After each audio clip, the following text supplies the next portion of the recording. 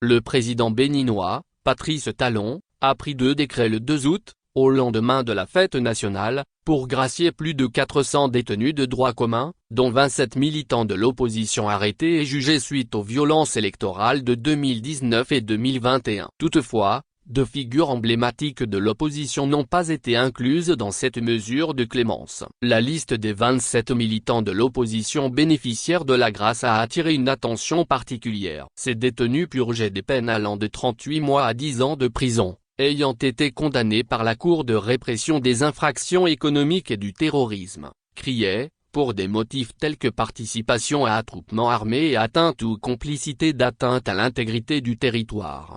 Une grâce bienvenue mais insuffisante. Me Victorien Fadé, avocat de certains des détenus graciés, a souligné que plusieurs d'entre eux avaient presque purgé leur peine. Il a toutefois salué la libération de ceux qui étaient encore en détention, tout en exprimant un certain regret. C'est une grande joie pour moi. Pour ceux qui sont étudiants parmi eux, ils pourront reprendre leurs études. J'aurais souhaité qu'ils soient amnistiés, car la grâce présidentielle ne blanchit pas leur casier judiciaire. Leur casier judiciaire n'est pas vierge, a-t-il déclaré. Me Fadé appelle à poursuivre la dynamique de décrispation, en pensant notamment à Rocky Amadougou et Joël Aivo, 2 figures importantes de l'opposition qui ne font pas partie des personnes graciées et demeurent en prison. J'aurais souhaité qu'ils retrouvent leur liberté et qu'ils puissent rejoindre leur famille, surtout qu'ils ont encore des enfants mineurs, a-t-il ajouté.